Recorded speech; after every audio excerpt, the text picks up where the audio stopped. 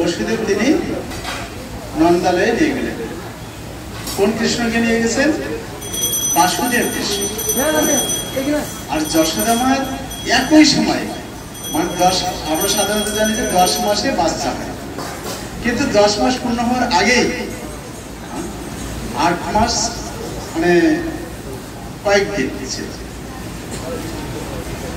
একসাথেই বসুদেবের কাছে দেবকী মায়ের কাছে কৃষ্ণ আবির্ভূত হলেন, আর অপোজিটে যশোদা মায়ের কাছে আবির্ভূত হলেন। যশোদা মায়ের কাছে 2টি সন্তান হয়েছে, একটি হচ্ছে মহামায়া আর একটা হচ্ছে গোপাল কৃষ্ণ। কেননা কৃষ্ণ কথা দিয়েছেন যে আমি এই ব্রজশ্রীর কখনো আর বাইরে যাই না, অর্থাৎ আরাধ্য ভগবান বশিষ্ঠ নায়া তদ্ধাম বৃন্দাবন, তিনি বৃন্দাবন থেকে অন্য কোথাও যান না।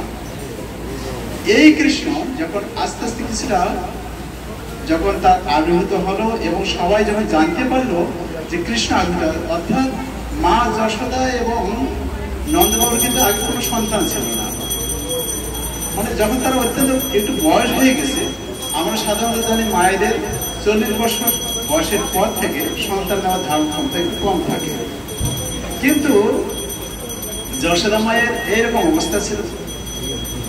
বিশেষ করুণা করে ভগবান আবির্ভূত হয়েছে। মা যশোদা এবং নন্দবাবু পূর্বজন্মে কে ছিল, তারা কেন এই ধরনের সন্তান প্রাপ্ত হলেন, এর বিস্তারিত বিষয়ে আমরা আলোচনা করছি না। যদি আপনাদের কখনো সম্ভব হয় মায়াপুর চ্যানেলে, ইউটিউব চ্যানেলে যাবেন, সেখানে শুধু যশোদা মা পূর্ব জীবন বৃত্তান্ত লেখে সার্চ করলে চলে যাবে। তো সবাই জানাজানি হয়ে গেল। আর যশোদা মায়ের তারা ছিলেন রাজা রানী, নন্দ মহারাজ আমরা বলে থাকি। তো তার অধীনে অনেক কর্মচারী ছিল। যখন জানতে পারলে যে এই ধরনের সন্তান হয়েছে, সবাই আনন্দে উদ্দোলিত হয়ে গেছে। কেন?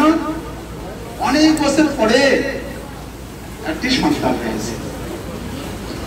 তো বাড়িতে যদি পাশাপাশি কারো যদি সন্তান হয়, কিরকম আমরা আনন্দ প্রাপ্ত হই, তাই না?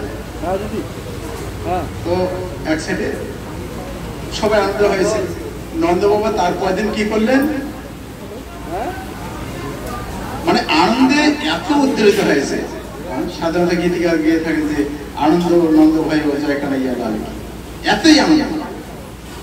তিনি বলছেন যত কিছু দান ধান, মানে সবাইকে বলছে তোমরা যার যত পারো আজকে সবকিছু নিয়ে যাও, টাকা তুলে দান করছে। আর এত দান করতেন যে কোনো কিছু হাতে দান করতেন না, চাবি দিয়ে দিতেন। অর্থাৎ অনেক কিছু গোডাউন রয়েছে, মানে যেহেতু তারা বৈশ্য, অর্থাৎ যেহেতু নন্দ বাবা গোচারণ করতেন, তার অনেক জায়গা জমি ছিল। যদিও নন্দ মহারাজ আমরা দেখতে পাই জীবনীতে, একদিকে যখন বাসন্তী গ্রামে ছিলেন নন্দ বাবা, তখন ছুটি করায় ছিলেন, জায়গা চেঞ্জ করছেন কিছু কিছু। তিনি যখন গোকুলে ছিলেন তখন বিশ্ববলের রাজা, তিনি বিশ্ববলের রাজার সাথে তার বন্ধুত্ব ছিল, এই জন্য তারা পাশাপাশি থাকার চেষ্টা করতেন, অনেক সময় জায়গা চেঞ্জ করছে। তো যখন পাশাপাশি সবাই জানতে পারলো যে নন্দ মহারাজ অনেক কিছু দান করছেন, কেন দান করছেন? গোপাল এসেছে বাড়িতে। আপনারা অনেকে দান করেন কি কোন সন্তান হলে? তো যখন পাশাপাশি লোক জানছেন যে অকাতরে দান করছেন, এসে নন্দবাবুর কাছে বলছেন, আর নন্দবাবু একটা করে গোডাউনের চাবি দিচ্ছে। 1 নম্বর 2 নম্বর 3 নম্বর গোডাউনে এরকম চাবি। কোনটা হয়তো সরিষার গোডাউন, কোনটা তো গমের গোডাউন, কোনটা হয়তো স্টিল, মানে তখন তো ছিল না, ধাতু পাত্র ছিল, কাঁসা কিংবা কোনো হয়তো পিতল কিংবা হয়তো রূপ, এরকম সব ছিল। তো কেউ এসেছে নন্দবাবুকে চাবি দিয়েছে, হাতে দেওয়া, সেটা হয়তো গমের গোডাউন ছিল। তারা কি বলতেন, তাদের আন্ডারে যারা ব্যক্তি ছিলেন সবাই এসে একদম প্রেমছে যার যত লাগে গাড়ি ঘোড়া ভর্তি করে, বস্তা ভর্তি করে নিয়ে যাচ্ছে। তো এইভাবে সবাই নিয়ে যাচ্ছে, যে যে যেটা চাবি পেয়েছে। তো যাইতে যেতে হয়তো একজন ব্যক্তি দেখছে তার হয়তো গম ছিল, তে হয়তো রাস্তায় গিয়ে দেখছেন, আরে তোমার কি পেয়েছো? যে আমি সরিষা পেয়েছি, গমের থেকে সরিষার দাম বেশি। তুমি কোন নম্বর কোন গোডাউনের চাবি পেয়েছিলে? বলছে না, আমি 5 নম্বর গোডাউনের চাবি পেয়েছি। ও তখন কি করছে, ওখানকার জিনিসগুলো বস্তা করে সব ফেলে দিয়েছে রাস্তা ধারে। চলো আবার যাবো, 5 নম্বর করে গিয়ে আবার সরষে উঠতে করছে। হয়তো ওই ব্যক্তিটা আবার যাইতে যেতে দেখা গেছে, হয়তো কেউ হয়তো রোড পর সে থালা বাসন নিয়ে যাচ্ছে কেউ।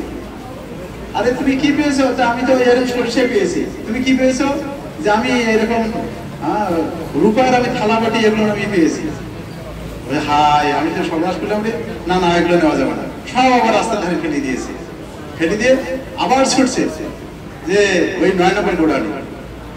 তো এইভাবে আস্তে আস্তে তার যে অন্যান্য অর্থাৎ যা কিছু নিয়ে গেছে তার থেকে বেশি রাস্তার ধারে ছড়িয়ে গেছে, রাস্তার 2 দিকে ফেলে দিয়েছে তার। তো এইভাবে নন্দ মহারাজ দান করতেন। ও যত অর্থাৎ গোমাতা এগুলো তো রয়েছে, এছাড়া অর্থ সম্পদ সবকিছু তিনি দান করতেন। এক সময় একজন ব্যক্তি যখন এসেছিলেন, নন্দ বাবা তখন কি করলেন, একটু ভেবেচিন্তে দেখলেন তার কোনো পাত্র ছিল না, একটু কম দান করছিলেন। রাধারানীর, শ্রীমতী রাধারানী অত্যন্ত রাগান্বিত হয়ে গেছিলেন। ছোট বাচ্চা ছিল, রাভেলে শ্রীমতী রাধারানী তিনি আবির্ভূত হন এবং বর্ষনায় বিষমণি রাজার মাধ্যমে তিনি থাকেন। তিনি দেখলেন রাজা হলে উদার হবে, তার মধ্যে তো এই ধরনের মনোভাব থাকবে না, কোনো ছোট ভেদাভেদ করবে না।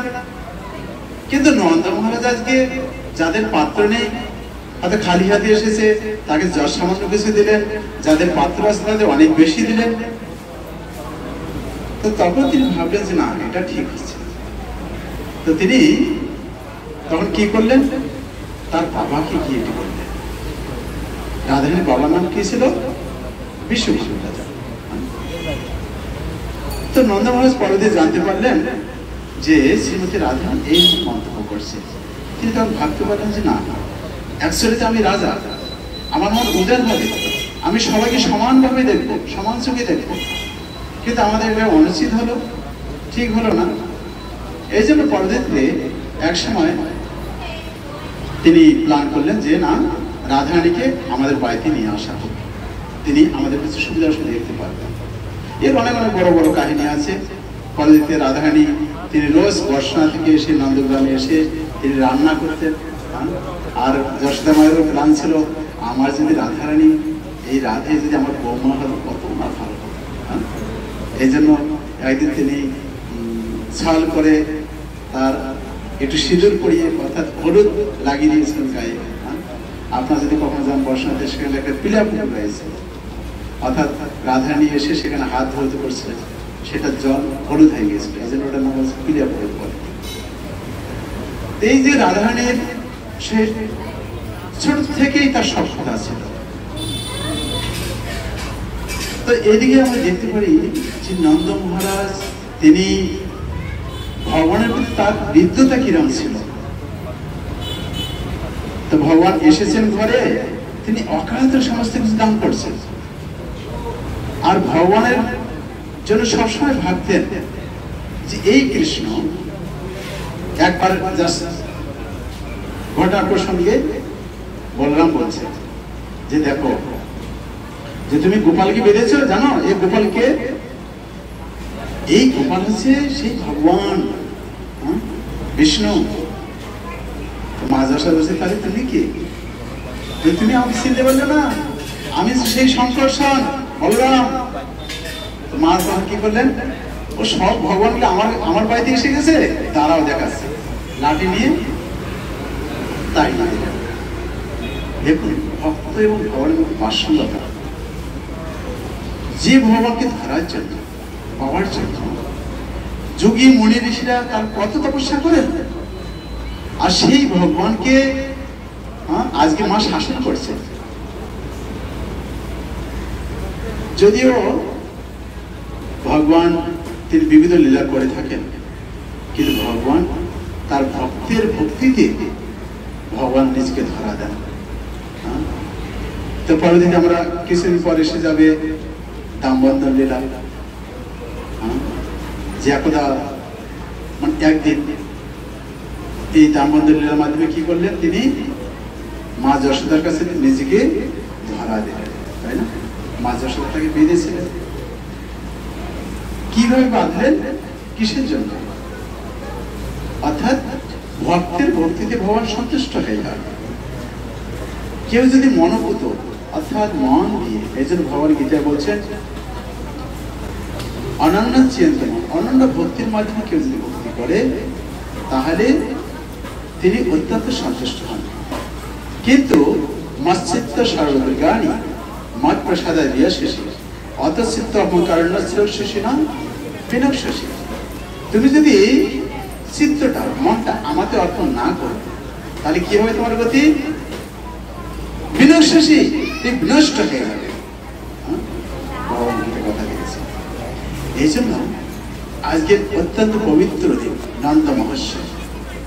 নন্দ বাবা কৃষ্ণকে পেয়ে অত্যন্ত আনন্দিত হয়েছে। কৃষ্ণের জন্য সবকিছু তিনি প্রদান করছেন।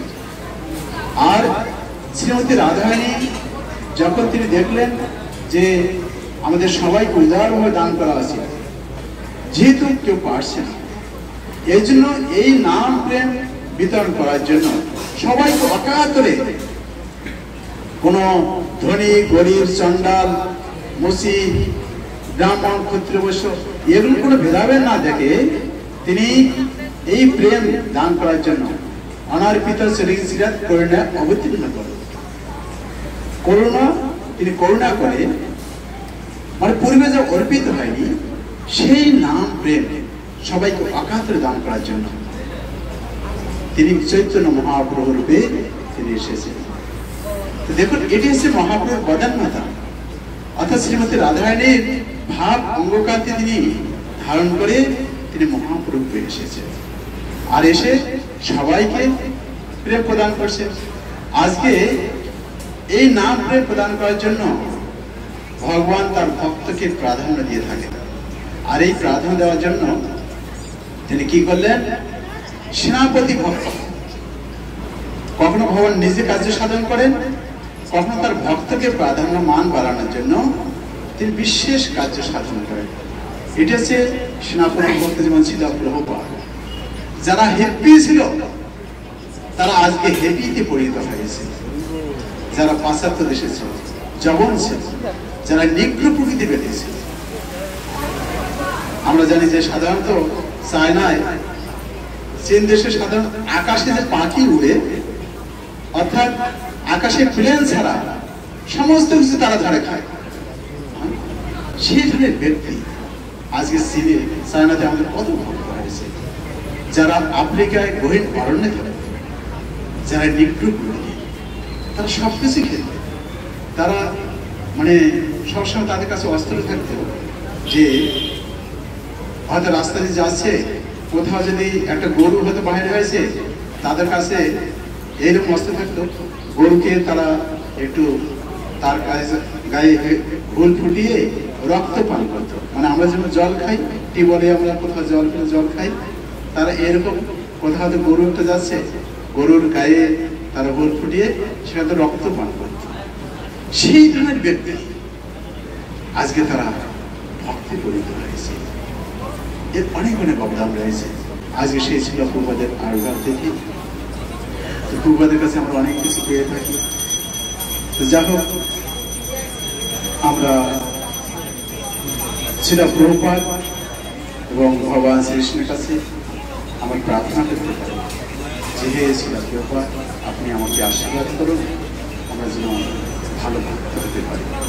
ছিল প্রভুপাদ তিনি সবসময় গর্ব করে বলতেন যে আমি আজকে যা কিছু পেয়েছি এটা হচ্ছে চাইতেন আমার এই ছেলে যেন রাধারানীর ভক্ত হয়। যদিও মা চাইতেন, শ্রীমতী রাধারানী তিনি চাইতেন, অর্থাৎ রজনী দেবী, যে আমার ছেলে ব্যারিস্টার একটা ভালো পড়াশোনা বিলাতি যাবে, কিন্তু গৌরমানদের চাইতেন না, আমার ছেলে ভালো মেয়েটাকে প্র্যাকটিস করবে, সে ভালো ভক্ত বৈষ্ণব পাবে। এটি হচ্ছে মা বাবার কর্তব্য, সন্তানের প্রতি কিরকম হওয়া উচিত।